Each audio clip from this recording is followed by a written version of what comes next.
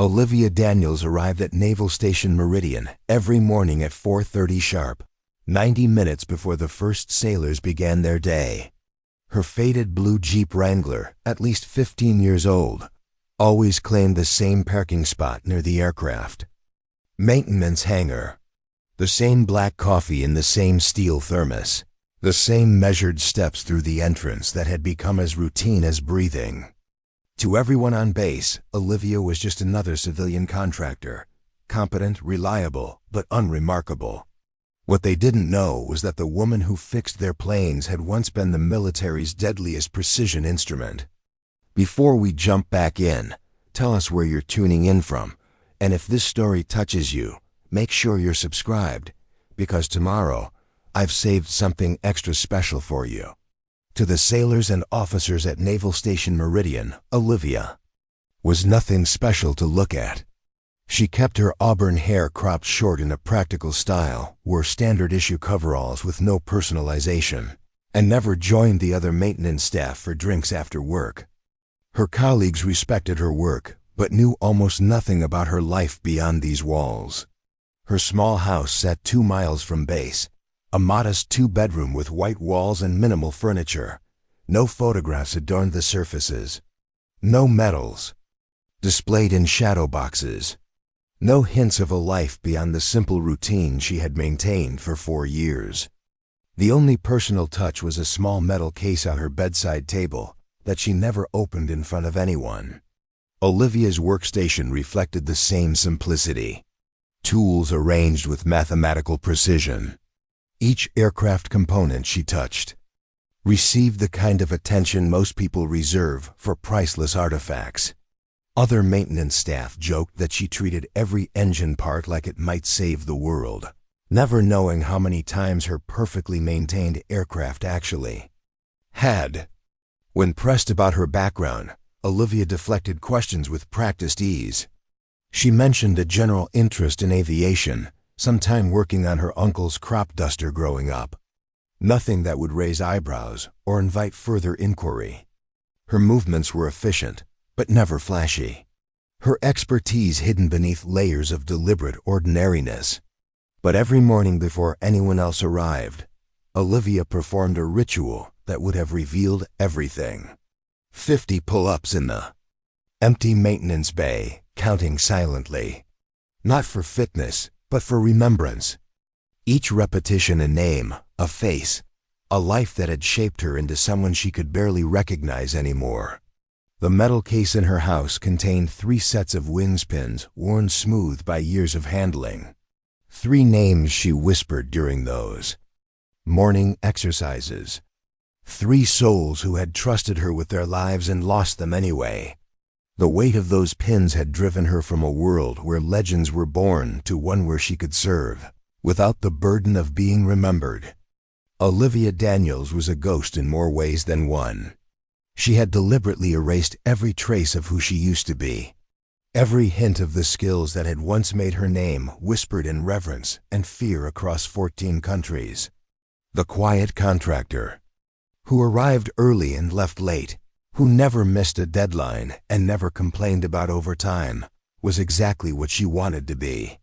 But ghosts have a way of being discovered, especially when they try too hard to stay hidden.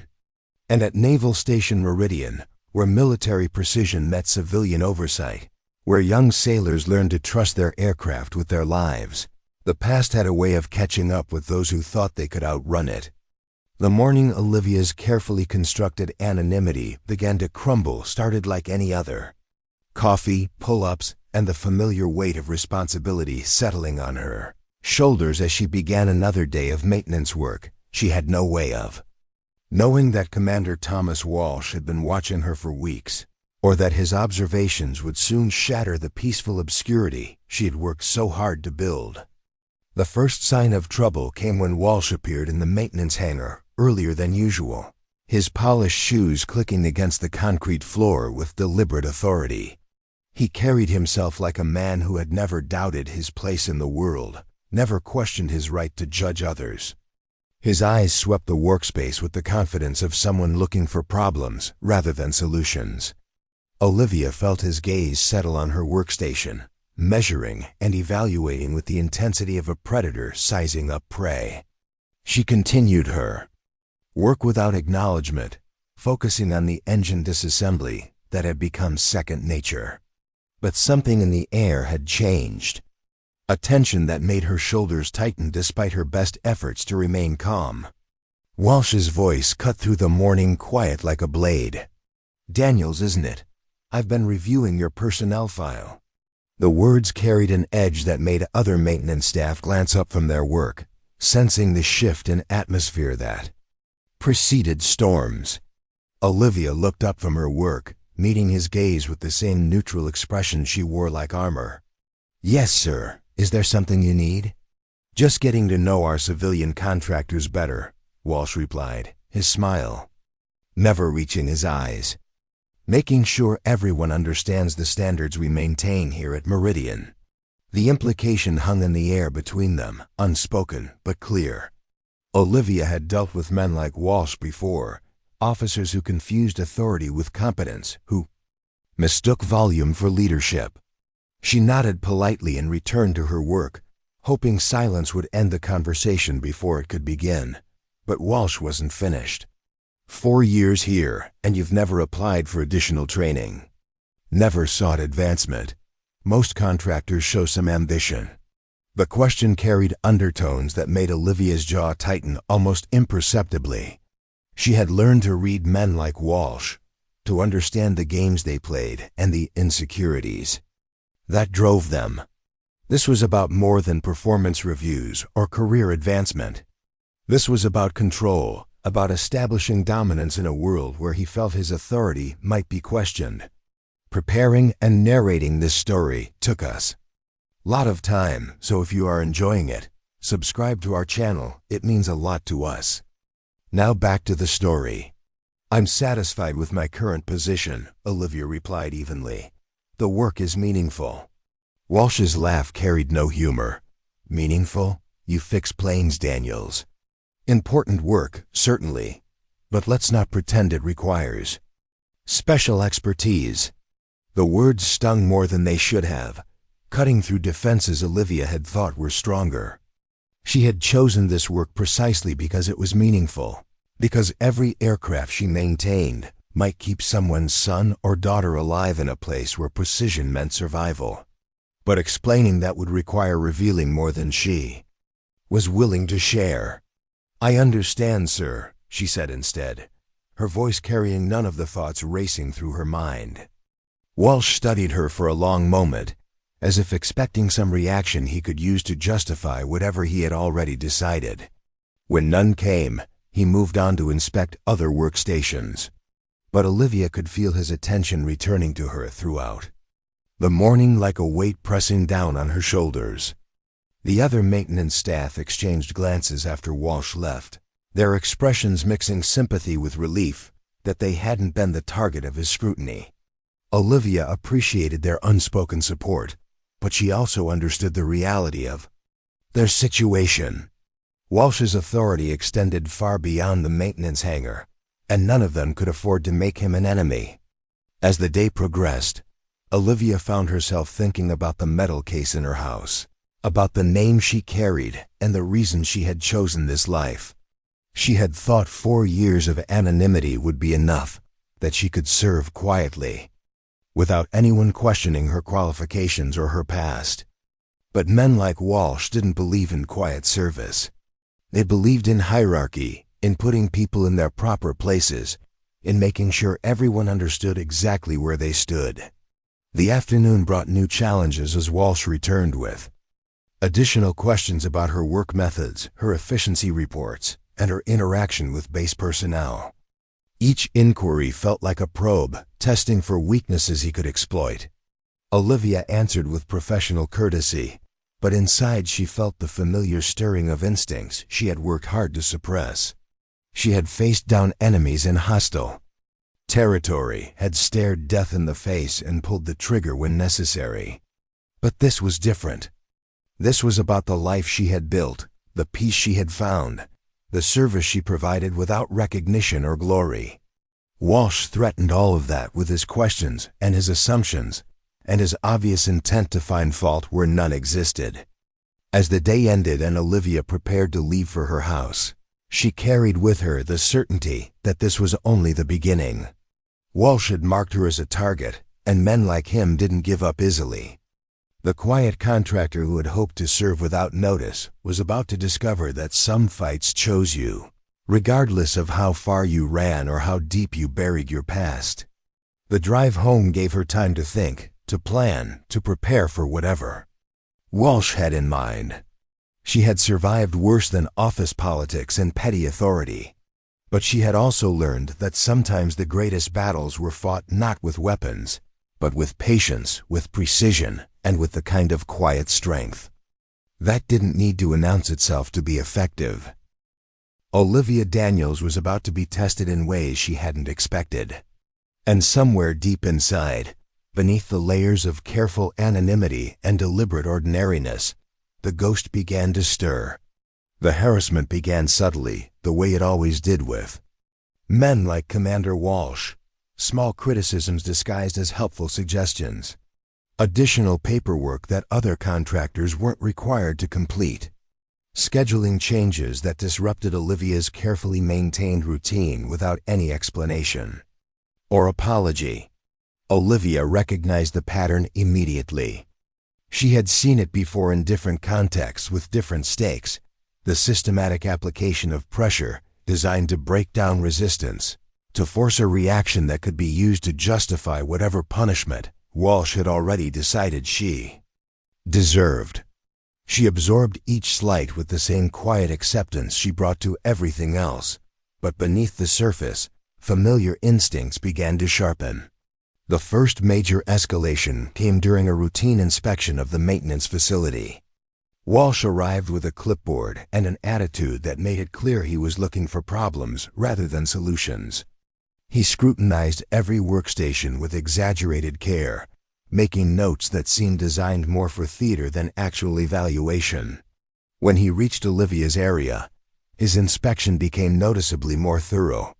He examined tools that had been arranged with military precision, questioned organizational systems that had proven their efficiency over 4 years of flawless performance, and found fault with methods that exceeded every standard the base had established. "This arrangement doesn't follow standard protocol," Walsh announced, pointing to a tool organization system that actually improved efficiency by 40%. "Naval facilities require uniformity, not personal preference." Olivia looked at the arrangement that had been praised by every supervisor she had worked under, the system that had been copied by other maintenance staff because of its effectiveness. "Sir, this layout has been approved by previous inspections. It reduces maintenance time and improves accuracy." Walsh's expression suggested he considered her response a form of insubordination. "Previous inspections weren't conducted by me, Daniels. I'm implementing new standards, and they apply to everyone equally." The emphasis on everyone made it clear that the new standards were specifically designed with Olivia in mind. She nodded without argument, understanding that resistance would only escalate the conflict. But as she began rearranging her workstation to meet arbitrary requirements that would actually reduce efficiency, she felt the familiar stirring of something she had worked hard to suppress. The systematic harassment continued throughout the week. Walsh found reasons to question every aspect of Olivia's work, from her arrival time to her interaction with base personnel. He scheduled her for weekend duties that other contractors weren't required to perform, assigned her additional paperwork that served no practical purpose, and made it clear that her contract renewal depended entirely on his recommendation. Other maintenance staff watched the persecution with growing discomfort, but their sympathy came with limitations. Walsh's authority extended far beyond the maintenance hangar, and none of them could afford to make him an enemy. They offered Olivia small gestures of support, shared looks of understanding, and occasional words of encouragement, but they couldn't protect her from the campaign being waged against her. The breaking point came during a mandatory safety briefing that Walsh had called specifically to address deficiencies in contractor performance. Olivia sat in the third row of the assembled maintenance staff, surrounded by colleagues who knew. Her work spoke louder than any criticism, while Walsh prepared to make her an example. Excellence in naval maintenance requires more than technical competence. Walsh began, his voice carrying the authority of someone who had never doubted his right to judge others. It requires understanding of military culture, respect for chain of command, and commitment to standards that go beyond civilian expectations. The words were carefully chosen, designed to question not just Olivia's performance, but her right to work alongside military personnel. She felt the weight of every gaze in the room, some sympathetic, others merely curious about how this confrontation would unfold. Walsh clicked through a presentation that seemed designed specifically to undermine her. Charts showing maintenance times that didn't account for the additional quality checks she performed. Graphs comparing her methods to arbitrary standards that bore no relationship to actual effectiveness. Statistics that painted her thoroughness as inefficiency and her precision as obstruction. Some contractors seem to believe that their personal preferences override established naval protocols, Walsh continued, his gaze finding Olivia in the crowd. This kind of attitude undermines unit cohesion and creates unnecessary complications in our operations. The accusation hung in the air like a challenge. Olivia felt her hands tighten into fists before she consciously relaxed them, calling on training that went deeper than muscle memory. She had faced down enemies in hostile territory, had stared death in the face, and pulled the trigger when necessary. But this was different. This was about the life she had built, the peace she had found, the service she provided without recognition or glory. "Daniels," Walsh called out, his voice cutting through the tension in the room. "Perhaps you'd like to explain why you've been resistant to adopting standard protocols." The question was a trap, designed to elicit a response that could be used to justify whatever punishment he had already decided she deserved. Olivia understood the game being played, the psychology behind the public confrontation, the way authority could be weaponized against those who couldn't fight back. She stood slowly, her movements controlled and deliberate. "Sir, I've implemented every protocol you've requested. My work continues to meet or exceed all established standards." Walsh's smile carried no warmth. "Meeting standards isn't the same as embracing them, Daniels. Military culture requires buy-in, not just compliance." The words stung more than they should have, cutting through defenses Olivia had thought were stronger. She had chosen this work precisely because she understood military culture better than most, because she knew what it meant to trust your equipment with your life. But explaining that would require revealing more than she was willing to share. "I understand, sir," she replied, her voice carrying none of the thoughts racing through her mind. Walsh studied her for a long moment, as if expecting some reaction he could use to escalate the confrontation. When none came, he moved on to other topics. But Olivia could feel his attention returning to her throughout the briefing, like a weight pressing down on her shoulders. After the meeting, several colleagues approached Olivia with whispered words of support. They understood what they had witnessed, the public humiliation disguised as performance management. But their sympathy came with limitations. Walsh had made it clear that supporting Olivia could have consequences for their own careers. The message was received and understood. Olivia was isolated, marked as a target, and expected to accept whatever treatment Walsh decided she deserved. The quiet contractor who had hoped to serve without notice was discovering that some fights couldn't be avoided, regardless of how far you ran or how deep you buried your past. That evening, Olivia sat in her house, staring at the metal case she kept on her bedside table. Inside were 3 sets of wings pins worn smooth by years of handling. 3 names that had trusted her with their lives and lost them anyway. The weight of those pins had driven her from a world where legends were born to one where she could serve without the burden of being remembered. But Walsh's campaign was threatening even this simple form of service. He was questioning not just her methods, but her right to be there, her worthiness to maintain the aircraft that kept pilots safe. The irony wasn't lost on her. The man who had never seen real combat was judging the competence of someone who had more experience with aircraft than his entire command combined. Olivia opened the case and lifted out the pins, letting them rest in her palm like a prayer. She whispered the names during her morning exercises, carried their memory in every aircraft she maintained, honored their sacrifice in every act of service she performed. They had died because she hadn't been good enough, fast enough, perfect enough to save them. But they had also died believing in something larger than themselves, serving something more important than their own survival. The question now was whether she would let Walsh's petty tyranny destroy the only form of service she had left, whether she would accept his judgment and walk away, or find another way to protect the work that gave her life meaning. As she returned the pins to their case, Olivia felt something stirring inside her that she had worked hard to suppress.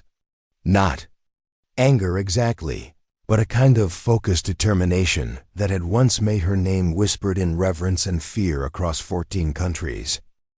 She had chosen anonymity over recognition, service over glory, peace over conflict. But some battles chose you regardless of what you wanted. And Olivia Daniels was beginning to understand that her fight with Walsh was about more than just one woman's right to work in peace. It was about the principle that competence should matter more than connections. That service should be valued regardless of who provided it. That excellence shouldn't have to announce itself to be respected. The ghost was stirring, and Olivia wasn't sure she had the strength to keep it buried much longer. Walsh's campaign against Olivia escalated with each passing day, becoming more personal and increasingly difficult to ignore. He began showing up at her workstation multiple times daily, finding new ways to question her methods, her efficiency, and her right to be there. The harassment had evolved from professional criticism to something that felt deeply personal. The other maintenance staff grew increasingly uncomfortable with the situation.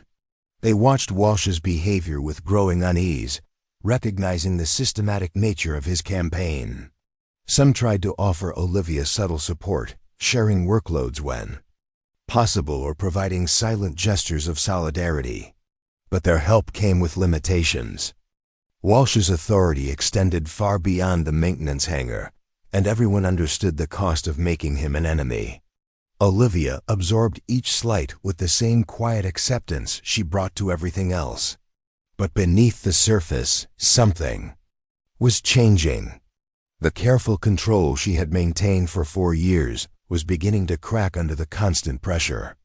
She found herself thinking about the metal case in her house more often, about the name she carried and the skills she had deliberately buried. The breaking point came during what should have been a routine aircraft inspection. Walsh arrived with a delegation of officers, ostensibly to review maintenance protocols, but clearly designed to provide him with an audience for whatever he had planned. Olivia watched them enter the facility with the same sinking feeling she had once experienced when spotting enemy movements through night vision goggles. "Today we're going to review some concerns about contractor performance," Walsh announced to the assembled group. "Specifically questions about whether civilian personnel truly understand the standards required in naval aviation maintenance." The words were carefully chosen, designed to question not just Olivia's competence, but her right to work alongside military personnel. She felt the weight of every gaze in the room as Walsh prepared to make her an example of everything he believed was wrong with civilian contractors. "Daniels," Walsh called out, his voice carrying the authority of someone who had never doubted his right to judge others. "Bring me that FA-18 hydraulic assembly you were working on yesterday." Olivia retrieved the component, a critical hydraulic system that she had completely disassembled and rebuilt as part of routine maintenance. Every part had been cleaned, inspected, and calibrated to specifications that exceeded military standards. She had performed the same procedure hundreds of times with results that consistently impressed her supervisors. Walsh accepted the assembly with exaggerated care, as if handling equipment that might be dangerous due to incompetent maintenance. He examined it with theatrical thoroughness, making notes on his clipboard and exchanging meaningful looks with his audience. "This pressure regulator shows signs of excessive handling," Walsh announced, pointing to components that had been properly maintained according to established protocols. The kind of wear that suggests someone who doesn't understand the delicate balance required in naval aircraft. The accusation was absurd. Olivia had maintained aircraft with a level of precision that bordered on artistry, treating each component as if it might save someone's life in combat, because she understood better than most that it might. But explaining that would require revealing more than she was willing to share. "Sir, that assembly was maintained according to all established protocols," Olivia replied, her voice steady despite the anger building inside her. "Every component was inspected and calibrated to specifications." Walsh's expression suggested he considered her response a form of insubordination. "Specifications, Daniels? Or your interpretation of specifications? Because there's a difference between following orders and following your own judgment." The emphasis on your own judgment made it clear that the criticism extended beyond technical competence to something more fundamental. Walsh wasn't just questioning her methods. He was questioning her right to make decisions about naval aircraft. The implication that she was somehow unqualified to maintain equipment that she understood better than anyone in the room was almost too much to bear. "I follow all established protocols, sir," Olivia repeated, her voice carrying none of the thoughts racing through her mind. Walsh turned to address his audience, using Olivia's presence as a teaching moment about the dangers of lowering standards. "This is what happens when we prioritize diversity over competence," he announced. "When we allow civilian contractors to handle equipment that should only be touched by qualified naval personnel." The words hit Olivia like a physical blow. She had spent 4 years proving her competence through flawless performance, had maintained aircraft with a level of precision that consistently impressed her supervisors. But Walsh was reducing all of that to a diversity hire, a charity case who had been given opportunities she hadn't earned. Furthermore, Walsh continued, his confidence growing as he sensed no resistance from his target, "I have serious concerns about security protocols. Civilian contractors with access to naval aircraft require closer supervision than we've been providing." The implication was clear and devastating. Walsh wasn't just questioning her competence. He was questioning her loyalty, her trustworthiness, her right to be trusted with the aircraft that kept pilots safe. The accusation of potential security violations could end her career and destroy any chance of working in military contracting again. Olivia felt something snap inside her. A control mechanism that had been under strain for weeks, finally reaching its breaking point. She had endured the harassment, absorbed the criticism, and accepted the systematic campaign to undermine her work, but this went too far. This threatened not just her job, but her identity, her sense of purpose, her ability to serve in the only way she had left. "Sir," she said, her voice carrying a new edge that made several people in the room look up with surprise. "I've maintained every aircraft on this base to standards that have never been questioned by qualified supervisors. My work has consistently exceeded every metric established by this facility." Walsh's eyes narrowed at what he clearly perceived as unprecedented defiance. "Daniels, I think you're forgetting who you're talking to. I'm not interested in your excuses or your attempts to defend substandard performance." The dismissal was intended to end the conversation, to put Olivia back in her place and demonstrate his authority to the assembled officers. But something in her expression made him pause a stillness that didn't match the submissive contractor he had been systematically destroying. "With respect, sir," Olivia continued, her voice carrying a quality that made the room grow quiet. "I'm not offering excuses, I'm stating facts. Every aircraft I've maintained has performed flawlessly under the most demanding conditions. Every pilot who has flown equipment I've serviced has returned safely. That's not opinion, Commander. That's measurable reality. The words hung in the air like a challenge. Walsh had expected submission, apology, maybe even tears. Instead, he faced quiet defiance, backed by 4 years of flawless performance. The room watched in fascination as the dynamic shifted, as the quiet contractor revealed depths that no one had suspected. "Are you questioning my judgment, Daniels?" Walsh demanded, his voice rising with indignation. Olivia met his gaze directly, her eyes carrying something that made several officers shift uncomfortably. "I'm questioning the basis for your conclusions, sir, because they don't match the evidence." The confrontation had escalated beyond what Walsh had intended. He had planned to humiliate a civilian contractor, to make an example that would reinforce his authority. Instead, he found himself facing someone who refused to be intimidated, who possessed a confidence that seemed completely out of place for her position. "You're dismissed, Daniels," Walsh said finally, his voice tight with barely controlled anger. "Report to my office tomorrow morning. We'll discuss your future here." Olivia nodded once, her movements controlled and deliberate.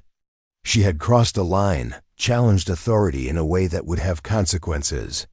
But she had also discovered something about herself that 4 years of careful anonymity had nearly buried. She wasn't just Olivia Daniels, civilian contractor. She was someone who had faced down enemies in hostile territory, who had stared death in the face and pulled the trigger when necessary. As she left the facility, Olivia felt the weight of every gaze following her. Some sympathetic, others merely curious about how this confrontation would unfold. But she also felt something else stirring inside her, something that had been dormant for too long. The ghost was waking up, and Olivia wasn't sure she had the strength to keep it buried much longer. Olivia spent the night staring at the metal case on her bedside table, wrestling with decisions that would determine not just her future, but her identity. The confrontation with Walsh had awakened something she had worked hard to suppress, a part of herself that she had thought buried with her team in Lebanon. The quiet contractor who had hoped to serve without notice was discovering that some fights couldn't be avoided. She opened the case and lifted out the wings pins, letting them rest in her palm like a prayer. 3 names that had trusted her with their lives and lost them anyway. The weight of those pins had driven her from a world where legends were born to one where she could serve without the burden of being remembered. But Walsh's campaign was threatening even this simple form of service. The morning brought new clarity. Olivia arrived at the base early as always, but this time she carried herself differently. The careful anonymity she had maintained for 4 years was beginning to crack, revealing glimpses of someone who had once commanded respect through competence rather than authority. She performed her morning ritual of pull-ups with new purpose. Each repetition a name, a promise, a reminder of why service mattered. Walsh's office was exactly what she expected. Naval precision disguised as personal importance, with awards and photographs that spoke more to ambition than accomplishment. He kept her waiting for 20 minutes, a power play designed to emphasize the difference in their positions. When she was finally admitted, his expression made it clear that he expected submission and apology. "Daniels," he began, settling behind his desk with the confidence of someone who had never doubted his right to judge others. "I trust you've had time to reflect on yesterday's incident." Olivia met his gaze directly, her eyes carrying something that made him pause. "Yes, sir. I've reflected on a great deal." The response wasn't what Walsh had expected. He had planned to accept her apology and then outline the terms of her punishment. Instead, he found himself facing someone who possessed a confidence that seemed completely out of place for her position. "Good," Walsh said, recovering quickly. "Then you understand that your behavior yesterday was unacceptable." Questioning. A superior officer in front of witnesses cannot be tolerated. Olivia nodded slowly, as if considering his words carefully. "I understand your perspective, sir.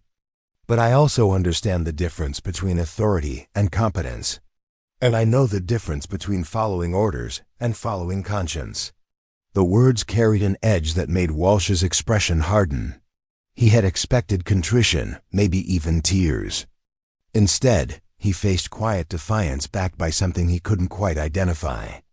The room felt smaller suddenly, as if the balance of power had shifted in ways he didn't understand. "Are you threatening me, Daniels?" Walsh demanded, his voice rising with indignation.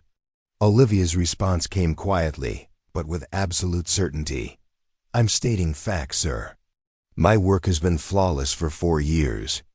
Every aircraft I've maintained has performed exactly as designed. Every pilot who's flown equipment I've serviced has returned safely. That's not opinion, Commander. That's measurable reality." Walsh leaned forward, his face flushed with anger. "Your work, Daniels? You're a civilian contractor with no military background. You fix planes according to procedures written by people who actually understand warfare. Don't confuse following instructions with expertise." The accusation hung in the air like a challenge.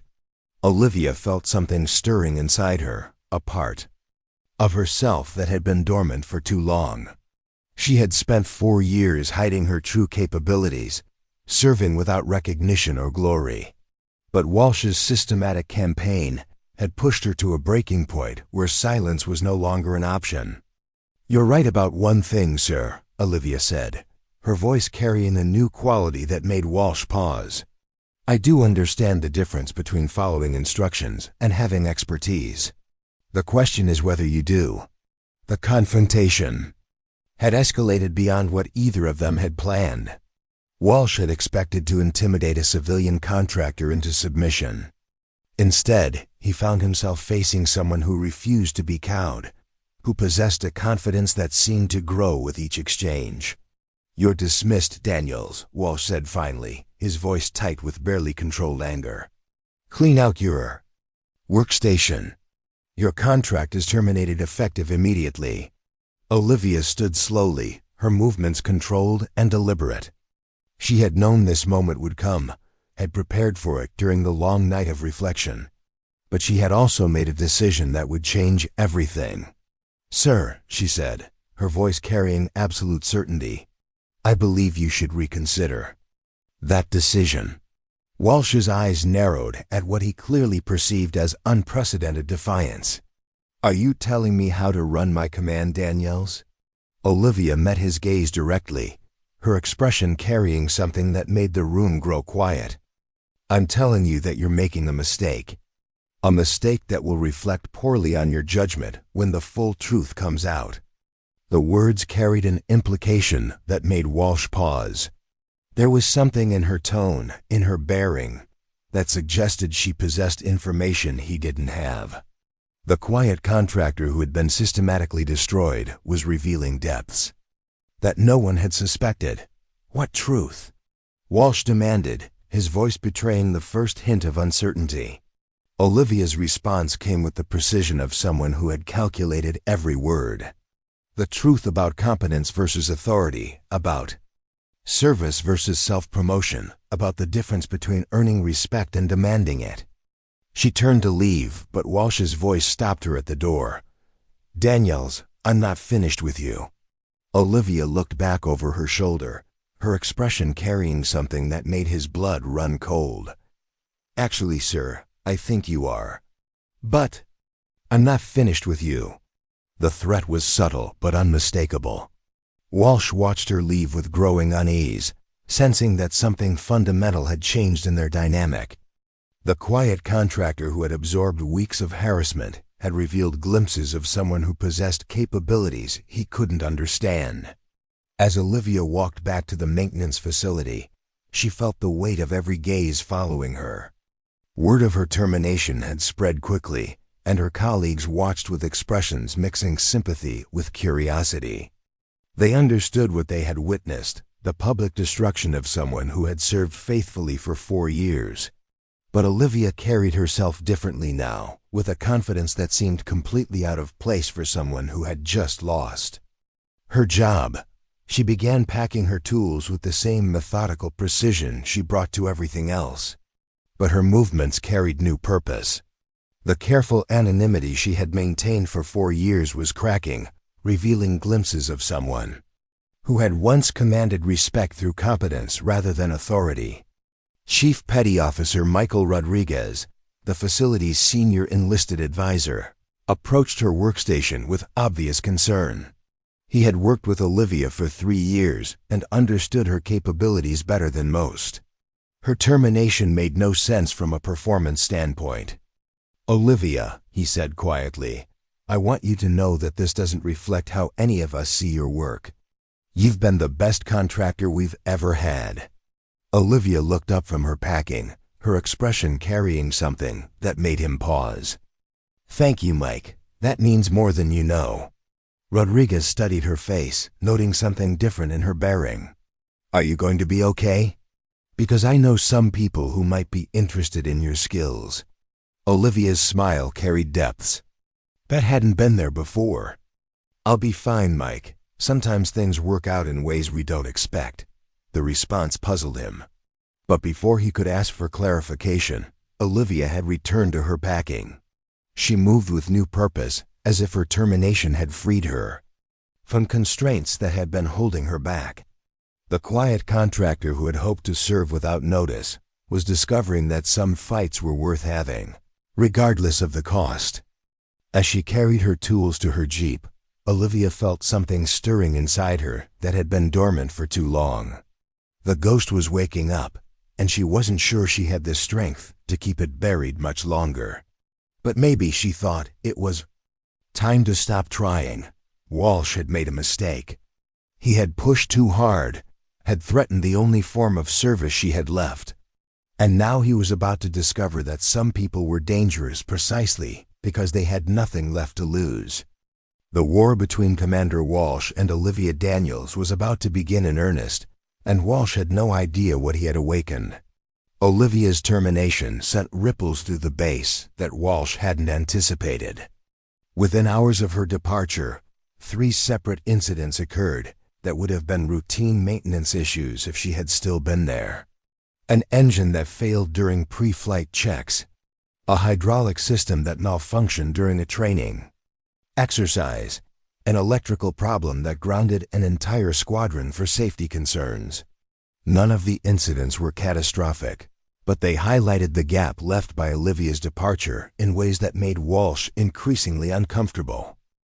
The remaining maintenance staff worked overtime to address the problems, but their efforts lacked the precision and efficiency that had made Olivia's work legendary among those who understood aircraft. Chief Rodriguez found himself fielding questions from frustrated pilots about why equipment that had been flawlessly maintained for 4 years was suddenly experiencing problems. He knew the answer, but explaining it would require challenging Walsh's decision directly. Instead, he filed reports that documented the decreased efficiency and increased maintenance times without explicitly connecting them to Olivia's termination. Meanwhile, Olivia used her newfound freedom to investigate Walsh's background more thoroughly. She visited the local library, accessed public records, and made discreet inquiries among contacts who could provide information about officers who had served in the Gulf.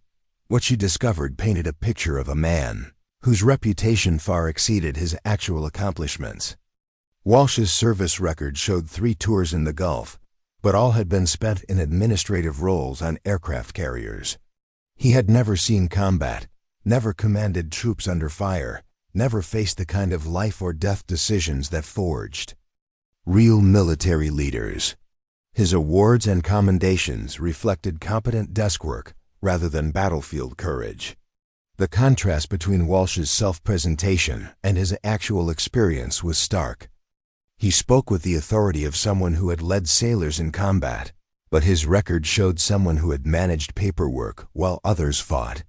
The medals he displayed prominently in his office were for administrative excellence and logistical support, not for valor or leadership under fire. Olivia also discovered that Walsh's assignment to Naval Station Meridian had come after a complaint about his management style at his previous posting. The details were buried in personnel files she couldn't access, but the pattern was clear. Walsh had been transferred to a position where his authority was limited and his impact on operational readiness was minimal. The investigation revealed something else that made Olivia's blood run cold. Walsh had been quietly targeting other civilian contractors, using the same systematic harassment tactics he had employed against her. 3 contractors had been terminated in the past 6 months. All women, all with performance records that exceeded established standards. The pattern was unmistakable. Walsh wasn't just incompetent. He was actively dangerous to the base's operational readiness. His campaign against qualified personnel was degrading the very capabilities he was supposed to protect.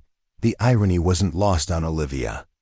The man who questioned her commitment to military excellence was actively undermining it through his own prejudices and insecurities. Armed with this information, Olivia began reaching out to contacts she had avoided for 4 years. The military community was smaller than most people realized, especially among those who had served in special operations. Phone calls were made, emails were sent, and old debts of trust were quietly called in. The response was immediate and overwhelming. Within 48 hours, Olivia had compiled a dossier on Walsh that revealed the full scope of his incompetence. Former colleagues spoke privately about his failures of leadership, his tendency to take credit for others' work, and his pattern of targeting subordinates who threatened his authority through their competence. More importantly, Olivia discovered that several high-ranking officers had been quietly monitoring Walsh's performance at Naval Station Meridian. His systematic harassment of civilian contractors had not gone unnoticed, but they had been waiting for someone to file a formal complaint. Olivia's termination had provided the catalyst they needed to take action. Captain Samantha Foster arrived at Naval Station Meridian 3 days after Olivia's termination, ostensibly for a routine inspection of training protocols. But her real purpose was to investigate reports of declining maintenance standards and contractor harassment. Foster had served with distinction in multiple combat zones and understood the critical importance of aircraft maintenance to pilot safety. Foster's inspection was thorough and methodical. She reviewed maintenance records, interviewed staff, and personally examined aircraft that had been serviced by different contractors. The difference in quality between Olivia's work and that of her replacements was immediately apparent to someone with her experience. When Foster requested to speak with Olivia Daniels, Walsh's response was telling. He provided a lengthy explanation of why her contract had been terminated, emphasizing security concerns and performance issues that had no basis in documented fact. Foster listened with professional courtesy, but her expression grew increasingly skeptical as Walsh's accusations became more elaborate. "Commander," Foster interrupted finally, "I've reviewed Daniels's performance records. They show 4 years of flawless service with consistently high ratings from every supervisor except you. Can you explain this discrepancy?" Walsh's face flushed with anger at what he perceived as an attack on his authority. "Captain, with respect, you haven't worked with Daniels directly. I have observed problems that may not be apparent in written reports." Foster nodded thoughtfully, making notes on her clipboard. "I see. And these problems coincided with your arrival at Meridian, because the timeline suggests that Daniels's performance ratings declined only after you began supervising her work." The implication was clear and damaging. Walsh had created problems where none had existed, had manufactured reasons to target a contractor whose work had been exemplary under previous supervision. His systematic campaign was documented in his own reports, creating a paper trail that revealed more about his prejudices than her performance. "Captain," Walsh said, his voice tight with barely controlled frustration, "I believe my authority to evaluate contractor performance is well established. I don't appreciate having my judgment questioned." Foster's response was measured but firm. "Commander, your authority to evaluate performance is indeed established. Your judgment, however, is subject to review when it impacts operational readiness, and declining maintenance standards directly impact the safety of our pilots. The conversation continued for another hour, with Foster systematically dismantling Walsh's justifications for Olivia's termination. Every accusation was countered with documented evidence of her competence. Every security concern was revealed as baseless speculation. Every performance issue was shown to be a manufactured complaint. Meanwhile, Olivia received a phone call that changed everything. Captain Foster had requested a meeting, not as a terminated contractor, but as someone whose expertise might be valuable to ongoing operations.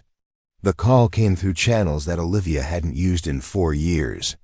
Contacts who understood exactly who she was and what she was capable of.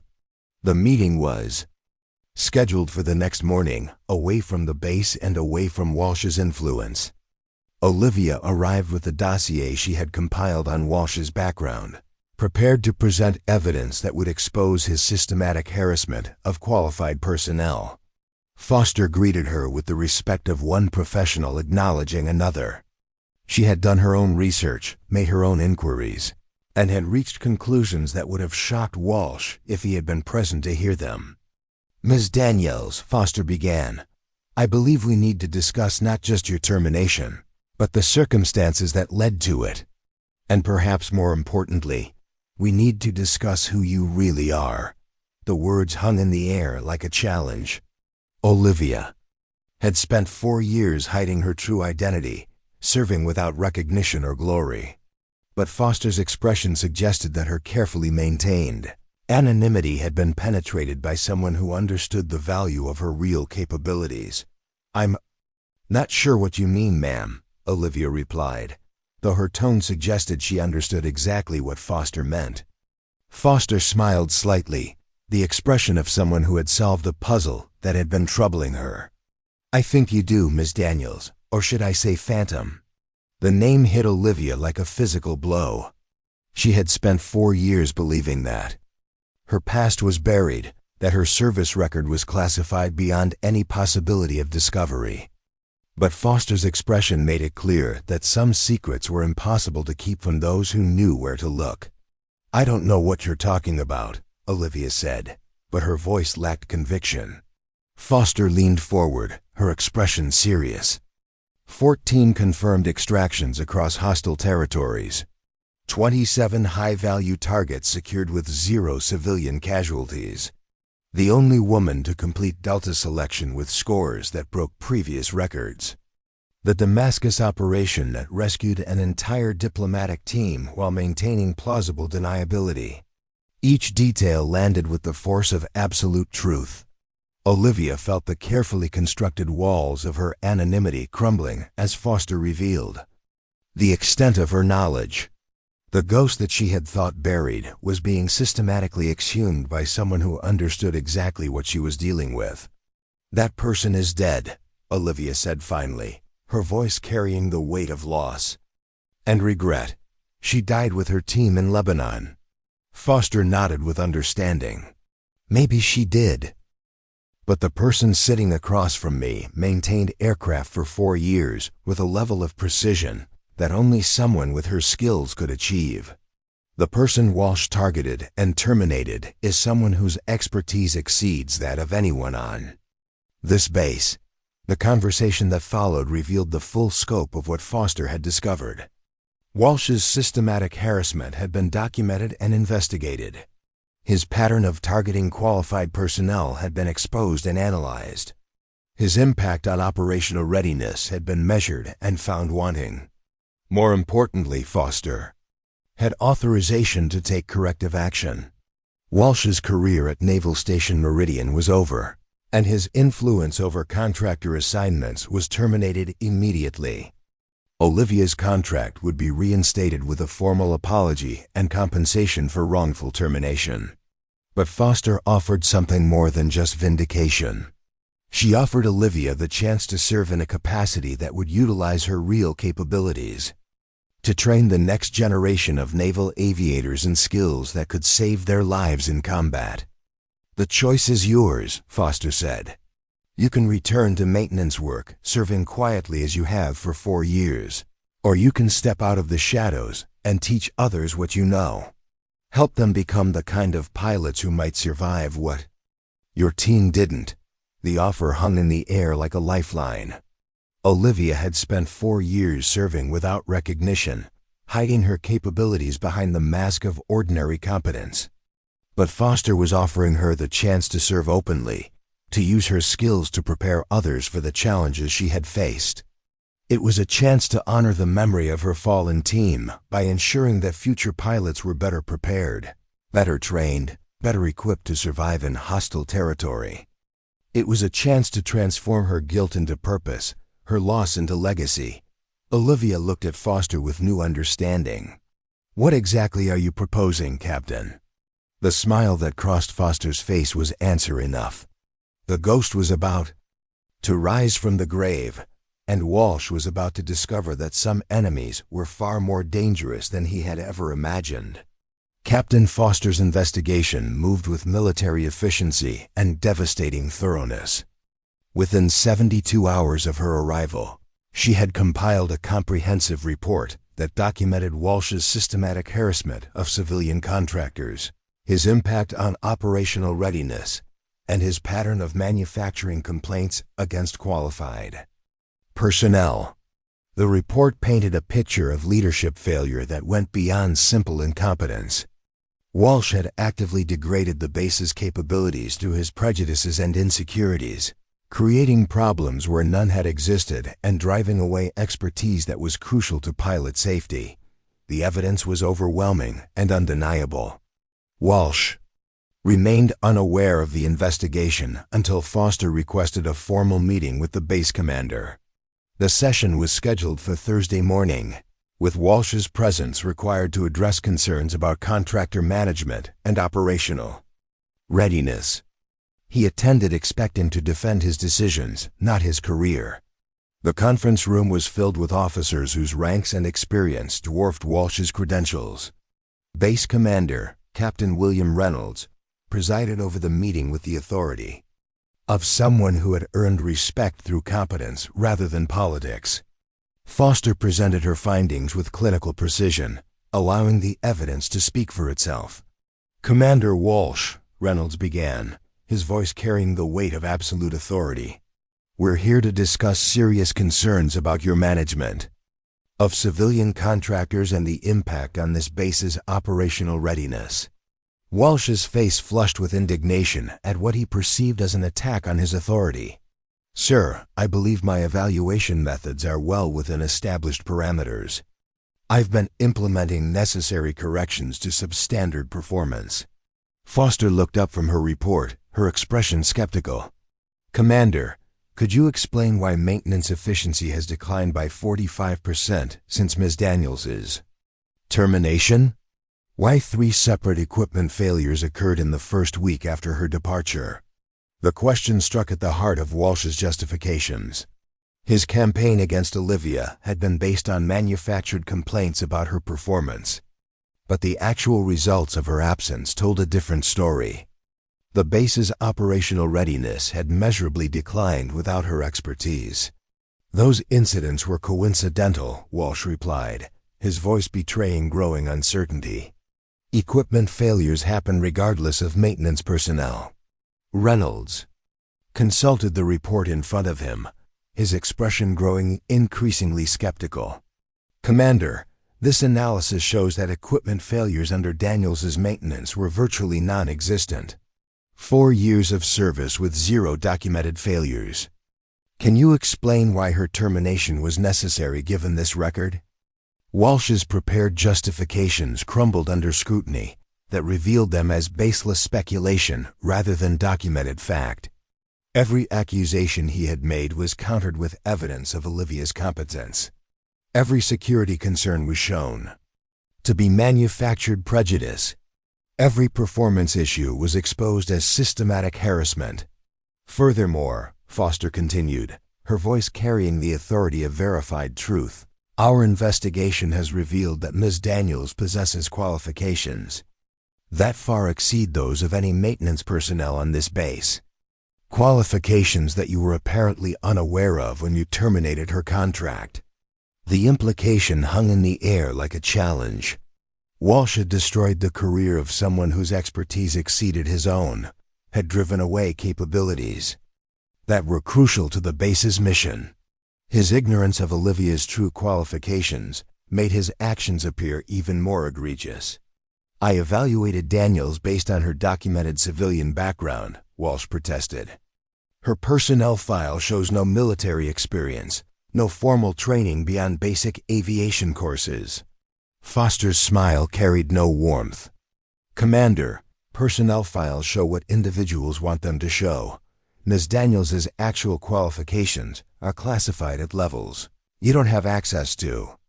But I can tell you that she has more combat experience than everyone in this room combined." The revelation struck Walsh like a physical blow. He had spent weeks systematically destroying someone whose credentials made his own service appear insignificant by comparison. The quiet contractor he had dismissed as a diversity hire possessed capabilities that he couldn't comprehend. "That's impossible," Walsh managed, his voice cracking with disbelief. "Daniels is just a civilian contractor with no military background." Reynolds looked at Walsh with growing disappointment. "Commander, your inability to recognize expertise when it's serving under your command raises serious questions about your fitness for leadership. You've systematically harassed and ultimately terminated the most qualified maintenance contractor this base has ever had." The meeting continued for another hour, with Foster methodically presenting evidence of Walsh's failures. His pattern of targeting female contractors was documented and analyzed. His impact on morale and operational readiness was measured and found catastrophic. His abuse of authority was exposed as a pattern of behavior that had followed him from previous assignments. As the evidence mounted, Walsh's defense became increasingly desperate. He accused Foster of bias, questioned the validity of classified information he couldn't access, and suggested that the investigation was motivated by political correctness rather than operational concerns. But every accusation only revealed his own prejudices more clearly. His inability to recognize Olivia's qualifications spoke to a fundamental failure of leadership. His systematic harassment demonstrated a pattern of behavior that was incompatible with military values. His impact on operational readiness showed that his authority had been used to degrade rather than enhance the base's capabilities. The meeting concluded with Walsh's immediate suspension pending a formal review of his conduct. His authority over contractor assignments was terminated, and his access to personnel files was revoked. The investigation would continue, but his career at Naval Station Meridian was effectively over. Meanwhile, Olivia received another phone call that changed everything. Captain Foster had authorization to offer her a position that would utilize her real capabilities, a chance to serve openly rather than hiding behind manufactured anonymity. The offer came with rank recognition and the opportunity to train the next generation of naval aviators in skills that could save their lives. The irony wasn't lost on her. Walsh's campaign to destroy her had instead revealed her true value to those who understood excellence when they saw it. His systematic harassment had backfired spectacularly, exposing his own incompetence while highlighting her expertise. But Olivia's response surprised everyone who thought they understood her motivations. She declined the offer of rank and recognition, choosing instead to return to Naval Station Meridian. As a civilian instructor with authority to establish training programs that emphasized precision, discipline, and the kind of attention to detail that separated life from death in aerial combat situations. "I'm not interested in titles or ceremonies," she told Foster during their final meeting. "I'm interested in making sure the next generation of pilots is better prepared than my team was. Better trained, better equipped, better led." Foster nodded with understanding. "And Walsh? What do you want to see happen to him?" Olivia's answer revealed the depth of her character and the source of her strength. I want him to understand the difference between authority and competence, between commanding respect and earning it, between serving yourself and serving something larger." The response was more devastating than any formal punishment could have been. Olivia wasn't seeking revenge. She was seeking justice, not for herself, but for every qualified person who had been driven away by leaders who confused prejudice with judgment. Walsh's confrontation with the truth came when he was summoned to a final meeting with Base Commander Reynolds. The session was brief and final. His career at Naval Station Meridian terminated with prejudice, and his conduct documented, in a way that would follow him for the rest of his military service. But the real reckoning came when Walsh encountered Olivia outside the base commander's office. She was returning from a meeting about her new position, carrying herself with the confidence of someone whose value had finally been recognized. Their eyes met for a moment that contained entire conversations. "Daniels," Walsh said, his voice lacking the authority it had once carried. Olivia studied him with the dispassion of someone evaluating a tactical situation. "Commander, I hope you've learned something from this experience." Walsh's face flushed with anger and humiliation. "You destroyed my career." Olivia's response came with the precision of someone who understood exactly what had happened. "No, sir. You destroyed your own career when you confused prejudice with leadership. I just gave you enough rope to hang yourself with." The words carried no anger, no satisfaction, just a terrible clarity of absolute truth. Walsh had created his own downfall through his systematic harassment of qualified personnel. Olivia had simply documented his failures and presented them to people who understood the value of competence over connections. As Walsh walked away from Naval Station Meridian for the last time, Olivia felt something that she hadn't experienced in 4 years. Not satisfaction exactly, but a sense that justice had been served. That excellence had been recognized and incompetence had been exposed. The ghost was rising from the grave, and she was bringing with her the promise that future pilots would be better prepared for the challenges that had claimed her team. Walsh's campaign to destroy her had instead revealed her true value, transforming a maintenance contractor into an instructor whose influence would be felt for generations. The Fingi war was over, and competence had triumphed over authority. But for Olivia, the real victory wasn't Walsh's defeat. It was the opportunity to serve openly, to honor her fallen team by preparing others for survival in a world where precision meant the difference between coming home and a folded flag. Word of Walsh's downfall spread through Naval Station Meridian with the speed of wildfire. Within hours, the story had transformed from whispered speculation to confirmed fact. The commander who had terrorized civilian contractors was gone, his authority stripped away by an investigation that had exposed systematic harassment and operational incompetence. But the bigger story was just beginning to emerge. Olivia Daniels, the quiet maintenance contractor who had absorbed weeks of abuse without complaint, was scheduled to address the entire base during the next mandatory formation. The announcement came through official channels, but the undercurrents of anticipation suggested that something extraordinary was about to happen.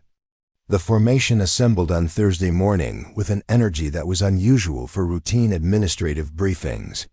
Sailors who had witnessed Walsh's campaign against Olivia mixed with others who had only heard rumors about the investigation. Maintenance staff stood together, their expressions mixing vindication with curiosity about what their former colleague might reveal. Captain Foster introduced Olivia with words that made the assembled sailors lean forward with interest. "Today, you'll hear from someone whose service to this country exemplifies the highest ideals of military excellence. Someone whose expertise has been hidden in plain sight, maintaining the aircraft that keep you safe with a level of precision that few people could achieve." Olivia approached the podium with the same measured step she had used to walk to her workstation every morning for 4 years. But something fundamental had changed in her bearing. The careful anonymity she had maintained was gone. replaced by the quiet confidence of someone who no longer needed to hide her capabilities. She looked out over the assembled sailors, her gaze taking in faces she had served without recognition, aircraft she had maintained without glory, young men and women who deserved to know the truth about excellence in service and the difference between authority and competence. "My name is Olivia Daniels," she began, her voice carrying clearly across the formation. "For 4 years, I've maintained your aircraft. I've ensured that every engine, every hydraulic system, every electrical component met the standards that might save your life in combat. You knew me as a civilian contractor who kept to herself and did good work." The formation listened with growing attention as Olivia continued. "What you didn't know is that I understood those aircraft better than most, because I had flown them in combat, because I had piloted them through 94 operations across 14 countries, because I had trusted my life to equipment maintained by people who understood that precision isn't just a technical requirement. It's the difference between coming home and a folded flag." The revelation rippled through the formation like electricity. Sailors who had worked alongside Olivia for years suddenly understood that the quiet contractor had been something extraordinary, hiding in plain sight. The maintenance staff felt vindicated in their respect for her work, understanding now why her standards had been so exacting. "I came to Naval Station Meridian not for recognition or advancement," Olivia continued, "but for the chance to serve without the burden of being a legend. To maintain aircraft with the knowledge that every plane I touched might keep someone's son or daughter alive in places where precision determined survival." Her voice carried the weight of hard-won experience as she described a different kind of service. Not the glory of special operations, but the quiet dedication of ensuring that others would be better prepared for challenges she had faced. The humility of expertise applied without fanfare. Competence demonstrated through results rather than rhetoric. Commander Walsh questioned my qualifications because he couldn't see past his own assumptions. He created problems where none existed because he confused authority with competence. He degraded this base's operational readiness because he let prejudice override judgment. The condemnation was delivered without anger, but with the terrible clarity of absolute truth. Walsh's failures were exposed not through personal attack, but through the simple recitation of facts that spoke for themselves. The real tragedy, Olivia continued, isn't what he did to me. It's what he did to this base's culture. He created an environment where competence was questioned, where excellence was suspect, where service without recognition was dismissed as inadequacy. The formation listened in complete silence as Olivia painted a picture of leadership failure that went beyond simple harassment. Walsh had systematically undermined the values that made military service meaningful, had confused position with purpose, had forgotten that true authority came from earning respect rather than demanding it. "But this isn't about Commander Walsh," Olivia said, her voice growing stronger. "This is about the choice every leader faces, between building others up or tearing them down, between recognizing excellence wherever it appears or only valuing what fits your expectations." She paused, her gaze sweeping across the formation with the intensity of someone who had seen too much to waste words on empty platitudes. "I'm returning to Naval Station Meridian, not as a maintenance contractor, but as an instructor. Not to hide my capabilities, but to share them. Not to serve without recognition, but to prepare you for the challenges that claimed my team." The announcement transformed the entire dynamic of the formation. Olivia wasn't just returning. She was emerging from anonymity to take on a role that would utilize her real capabilities. The ghost was rising from the grave, bringing with her expertise that could save lives and knowledge that had been earned through terrible cost. "My team died in Lebanon because we weren't prepared for what we faced," Olivia continued, her voice carrying the weight of memory and loss. "Not because we lacked courage or training, but because we trusted incomplete intelligence and underestimated our enemies. They died believing in something larger than themselves, serving something more important than their own survival. The formation felt the shift from administrative briefing to something approaching sacred testimony. Olivia was sharing not just her credentials, but her scars. Not just her expertise, but her vulnerability. The quiet contractor was revealing herself as someone who had paid the ultimate price for service, and chosen to transform that loss into legacy. Their sacrifice will not be meaningless if I can prepare you better than we were prepared. If I can teach you to see what we missed, to question what we accepted, to survive what we didn't. Olivia's voice grew stronger as she described her vision for training that went beyond technical competence to tactical wisdom. Programs that emphasized attention to detail, situational awareness, and the kind of thinking that separated survivors from casualties in hostile environments. Excellence doesn't announce itself, she concluded. It demonstrates itself through results. Competence speaks through action, not argument. True strength lies in lifting others to heights they never thought possible. The formation stood in complete silence as Olivia stepped back from the podium. The transformation was complete. The quiet contractor had become an instructor whose influence would be felt for generations. The ghost had risen from the grave, bringing with her the promise that future sailors would be better prepared for the challenges that had claimed her. Team. Captain Foster returned to the podium with obvious satisfaction. Ms. Daniels will be establishing new training protocols that emphasize precision, discipline, and tactical thinking. These programs will be mandatory for all aviation personnel and will represent some of the most advanced instruction available anywhere in the military. The announcement was met with genuine enthusiasm from sailors who understood they were being offered training from someone whose credentials exceeded those of any instructor they had ever encountered. The quiet contractor had become a legend. In plain sight, her expertise finally recognized and utilized.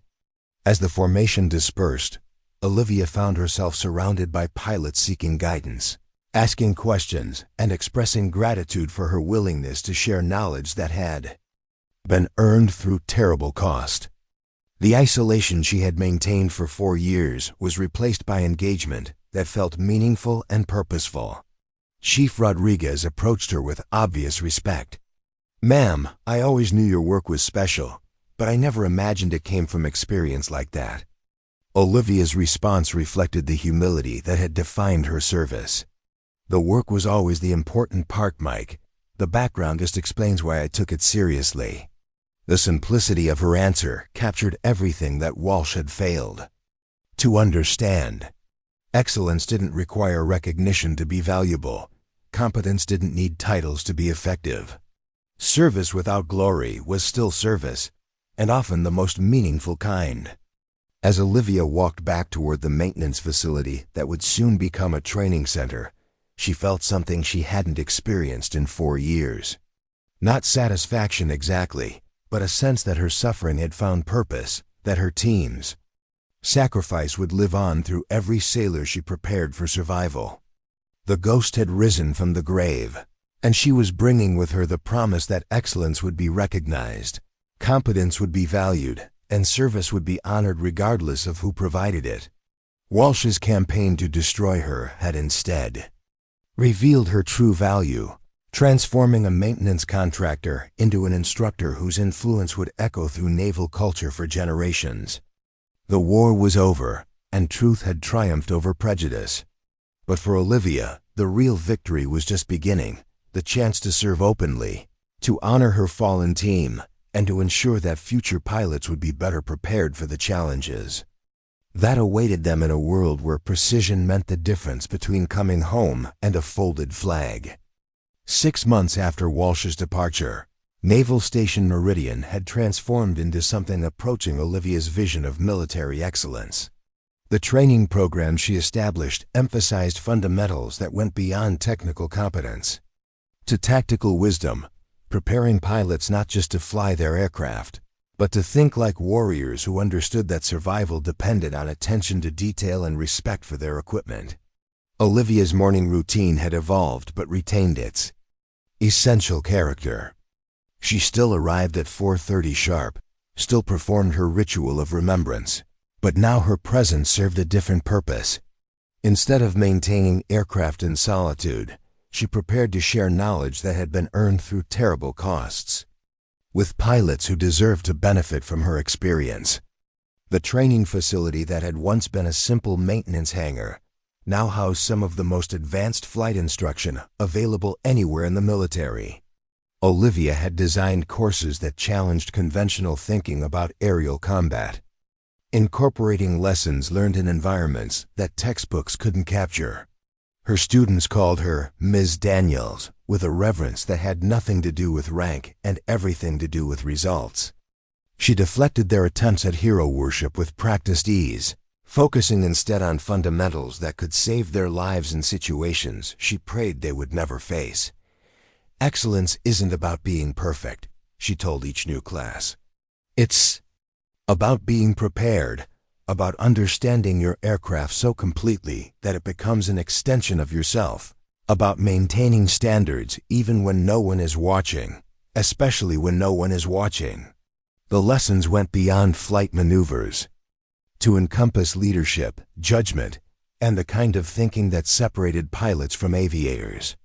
Olivia taught breathing techniques that calmed racing hearts, visualization that turned pressure into precision, and most importantly, the mental discipline that enabled pilots to perform when everything went wrong.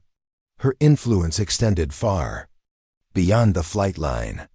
The culture of Naval Station Meridian had shifted subtly but significantly in ways that honored competence over connections, results over rhetoric. Other civilian contractors found themselves treated with increased respect as people began to understand that expertise came in many forms. Captain Foster visited regularly, ostensibly to review training protocols, but actually to witness the transformation Olivia had brought to the base. The decline in equipment failures had been dramatic and immediate. More importantly, pilots trained under her programs demonstrated measurably improved performance in combat simulations and qualification courses. She's exceeded every expectation, Foster reported to her superiors. Daniels has created training programs that prepare pilots for challenges they might face in combat environments. The improvement in precision, discipline, and tactical thinking has been remarkable. The young female pilot who had first asked Olivia for training became her most dedicated student and eventually her assistant instructor, Lieutenant Grace. Parker absorbed lessons that went far beyond stick and rudder skills, learning about leadership, service, and the difference between commanding respect and earning it. "What's the most important thing you've learned?" Parker asked during one of their morning preparation sessions. Olivia's answer reflected the wisdom she had gained through loss and service. That true warriors don't seek war, they seek peace, understanding that violence is sometimes necessary, but never glorious. When that peace faces threats, real warriors don't announce their presence with boasts or bravado. They simply do what must be done with competence and humility. The shadow box that Foster had given her remained in the training facility, a reminder and inspiration for students who studied the medals and ribbons that represented service beyond anything they had experienced. One asked about a particular commendation, its meaning lost in military symbolism that existed at classification levels they would never reach. "That's a reminder," Olivia explained. "That honor doesn't need announcement. Every medal in that box represents a moment when doing the right thing mattered more than who got credit. The real reward was coming home when others didn't, carrying their memory forward in how we serve." The metal case remained in her house, but its meaning had evolved. The 3 sets of wings pins still rested inside, worn smooth by years of handling, but they no longer represented just loss and guilt. They had become symbols of purpose, driving her to ensure that future pilots would be better prepared for the challenges that had claimed her team. On quiet mornings, when mist clung to the runway like memory, Olivia took to the air in training flights that no student witnessed. The aircraft responded to her touch with the grace of a dancer, following a partner who understood every nuance of movement. She flew these sorties not to maintain skills that would never again be used in anger, but to honor promises made to the dead. Each perfect landing represented a life that continued to matter, a soul whose sacrifice shaped every lesson she taught. The names she whispered during those solitary moments had found new purpose, their memory living on through every pilot she prepared for survival. News of Walsh's final disposition reached Naval Station Meridian through official channels that carried no satisfaction, only closure. His military career had ended with administrative separation and documentation that would follow him forever. He had learned in the most painful way possible the difference between authority and competence, between commanding respect and earning it. But Olivia's thoughts about Walsh had evolved beyond simple justice to something approaching pity.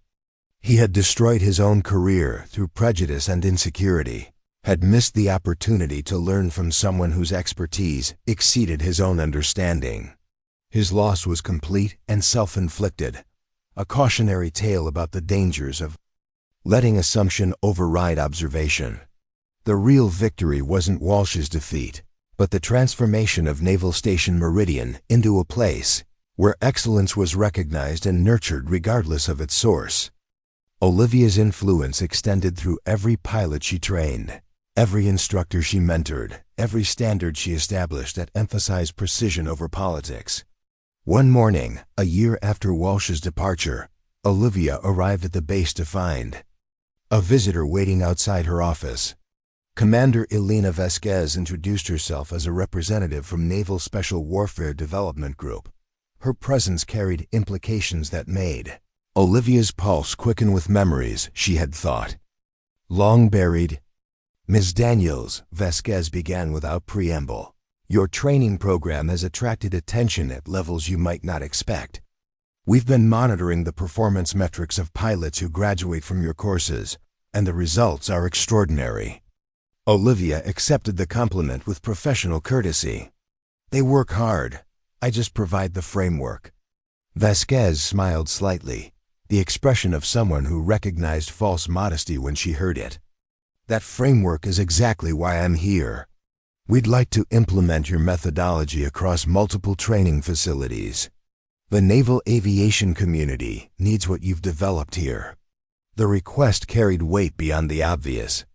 Vasquez wasn't just asking for training materials or curriculum outlines. She was inviting Olivia to step further out of the shadows, to extend her influence beyond a single base to the entire naval aviation community.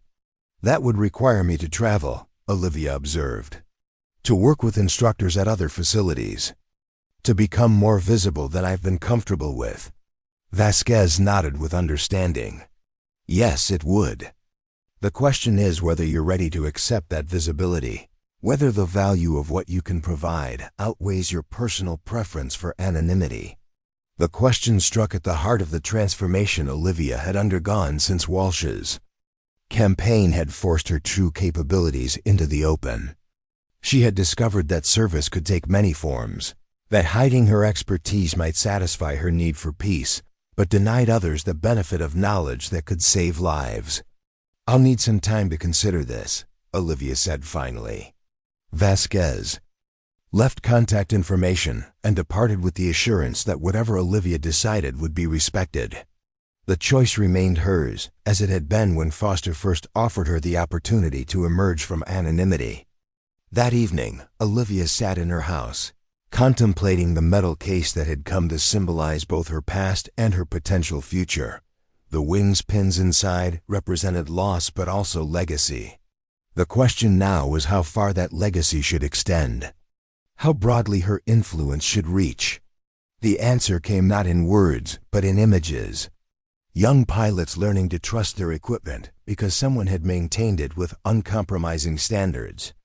Instructors passing on knowledge that transcended technical manuals. Lives saved in hostile skies because lessons had been learned and applied in moments when there was no margin for error. Olivia realized that the quiet service she had sought after Lebanon had evolved into something different. Not the anonymous maintenance of equipment, but the open sharing of expertise that could only come from someone who had faced the ultimate test and survived. The ghost had risen from the grave, not to haunt the living, but to ensure they would not join the dead unnecessarily. 2 days later, Olivia accepted Vasquez's proposal with one condition. Her program would be implemented as developed, without political modifications or institutional compromises that might dilute its effectiveness. The condition was accepted without hesitation, a testament to the respect her expertise had earned. At levels far beyond Naval Station Meridian, the transition wasn't easy.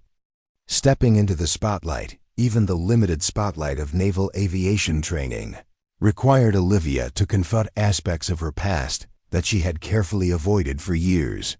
Questions about her experience inevitably led to discussions of missions that had once been classified, of decisions made under pressure that had determined who lived and who died. But she discovered something unexpected in this new form of service. The sharing of hard-won wisdom provided a kind of healing that solitude never had. Each lesson taught was a tribute to those who had fallen. Each skill imparted was a promise, kept to teammates who would never see the impact of their sacrifice. Olivia's influence spread through the naval aviation community like ripples in still water. Pilots who had trained under her methods performed with the precision and situational awareness that set new standards. Instructors who had absorbed her philosophy developed their own innovations, building on foundations she had established. Equipment failure rates declined across multiple facilities as maintenance staff adopted protocols she had pioneered. 6 months into the program implementation, Olivia received a call that brought her journey full circle. A training accident at a facility where her methods had not yet been implemented had claimed the lives of 2 pilots. The investigation revealed errors in judgment and equipment maintenance that her program had been specifically designed to address. The tragedy reinforced the urgency of her mission and the value of expertise shared rather than hoarded. Lives were at stake in ways that transcended individual comfort or personal preference. The quiet contractor who had once sought anonymity now understood that visibility was sometimes the price of effective service. On a clear morning 18 months after Walsh's departure, Olivia stood before a gathering of instructors from across the naval aviation community. The seminar had been organized to formalize the training methodology she had developed, to ensure its principles would endure beyond any single individual's involvement. Excellence is not an accident, she told them, her voice carrying the authority of someone who had earned the right to speak on such matters. It's a choice made daily in countless small moments when no one is watching. It's the decision to exceed standards not because someone demands it, but because lives depend on it. She looked out over faces that represented the future of naval aviation training, men and women who would carry her methods to thousands of pilots they would instruct. The responsibility was enormous, but so was the potential impact. What we do here matters, Olivia continued. Not because it earns recognition or advancement, but because every pilot who returns safely from a mission validates our commitment to precision. Every aircraft that performs flawlessly under stress justifies our insistence on excellence. The seminar lasted 3 days, with Olivia systematically sharing the principles that had transformed Naval Station Meridian. She spoke of technical precision but also mental discipline, of checklist procedures but also creative problem solving, of regulations but also the judgment to know when standard approaches might not apply to non-standard situations. Throughout the sessions, she emphasized the human element that no manual could capture. The understanding that behind every maintenance procedure was a pilot whose life depended on its proper execution. Behind every training evolution was a future mission where skills would be tested under conditions that couldn't be fully simulated. The most dangerous enemy isn't the one shooting at you, she told them during the final session. It's complacency. The belief that good enough is actually good enough. In aviation, as in combat, that belief kills more effectively than any weapon ever designed. As the seminar concluded, Captain Foster approached Olivia with the look of someone whose judgment had been thoroughly validated. "I knew you would make a difference here," Foster said. "But even I underestimated how far your influence would spread." Olivia accepted the compliment with characteristic humility. The methods work because they're based on reality, not theory. They come from lessons paid for in blood, not ink. Foster nodded with understanding. That's precisely why they're being adopted so quickly. They carry the authority of experience that can't be simulated or manufactured. The conversation turned to the future, to the expansion of the program to additional facilities, to the potential development of specialized courses for different aircraft types. Olivia found herself fully engaged in planning that would extend her influence far beyond what she had ever imagined when she first arrived at Naval Station Meridian with her secrets carefully hidden. 3 years after Walsh's campaign to destroy her career, Olivia received the highest validation of her methods. The naval aviation community reported a 40% reduction in training accidents and a 35% improvement in mission effectiveness metrics. Equipment failure rates had declined across all facilities that had implemented her maintenance protocols. Pilot confidence surveys showed significant increases in areas directly related to her training emphasis. The quiet contractor who had once sought only to serve, without notice, had transformed naval aviation training through the simple application of expertise earned in combat and refined through years of meticulous maintenance work. The ghost had not only risen from the grave, but had ensured that fewer pilots would join her fallen teammates. On a quiet evening marking the 4th anniversary of her confrontation with Walsh, Olivia sat in her house, contemplating the metal case that had once represented only loss and regret. She opened it and lifted out the wings pins, feeling their familiar weight in her palm. "We did it," she whispered to the name she carried in her heart. "Your sacrifice wasn't wasted. Your memory lives on in every pilot who flies with the skills you helped me develop, in every aircraft maintained according to standards you helped me establish." The pins caught the light as she returned them to the case, symbols of a journey that had come full circle. From combat pilot to anonymous contractor to recognized expert, whose influence shaped an entire community of aviators. From someone hiding from her past to someone who had transformed it into a legacy that would save lives for generations. Years later, when Olivia's time at Naval Station Meridian drew to a close, her departure was marked not by ceremony, but by continuity. She left the way she had always worked, quietly and with purpose. But the program she established continued. The standards she set endured, and the culture she influenced lived on through generations of pilots who carried her lessons into service. Somewhere in a small coastal town far from any naval base, an instructor named Olivia teaches aviation to civilian pilots with the same patient dedication she brought to training warriors. She never mentions her past unless directly relevant, never trades on former glory for present respect. Her students know her as an exceptional teacher with an uncanny ability to diagnose and correct flying problems. Nothing more. The ghosts still whisper in quiet moments, 3 names carried forever. But they no longer define her present or limit her future. They have become sources of strength rather than symbols of failure, driving her to excellence in service of those who trust. There lives to skills she helps them develop. Do you believe true strength speaks louder than words? Olivia Daniels' journey from legendary operator to humble instructor reminds us that the greatest warriors often fight their most important battles in silence, measure in victory, not in accolades, but in the lives they touch and the service they render without recognition. Sometimes the most powerful thing we can do is step back from the spotlight and use our expertise to illuminate the path for others. Her story echoes through Naval Station Meridian and beyond, a reminder that heroes walk among us in unexpected forms. The quiet maintenance worker, the patient instructor, the colleague who never speaks of their past, each might carry histories of extraordinary service, masked by ordinary presence. Olivia chose anonymity over acclaim, teaching over commanding, service over self. In doing so, she embodied the highest ideals of warrior culture, proving that true strength needs no announcement, only application. The morning sun casts long shadows across empty runways and busy training facilities, across institutions where future warriors learn their craft and quiet workshops where expertise meets humility.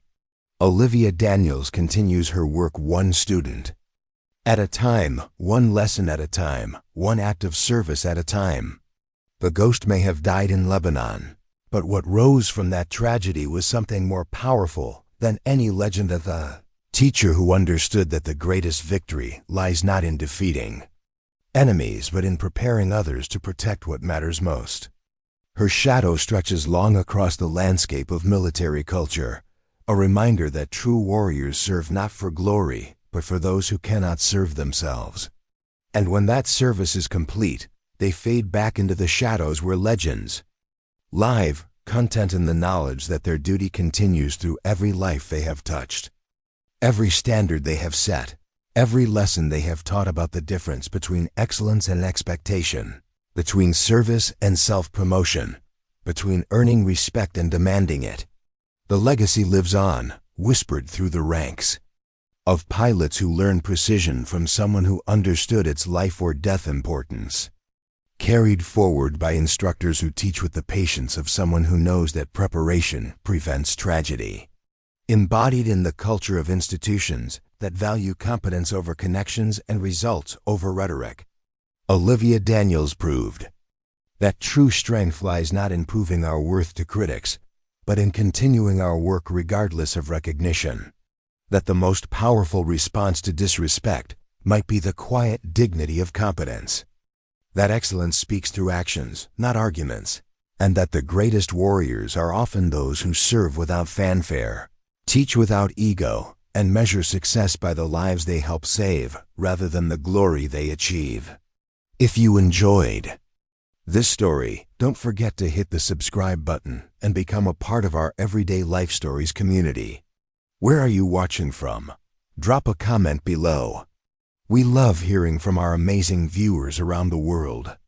Up next, you've got 2 more standout stories right on your screen. If this one hit the mark, you won't want to pass these up. Just click and check them out. And don't forget to subscribe and turn on the notification bell so you don't miss any upload from us.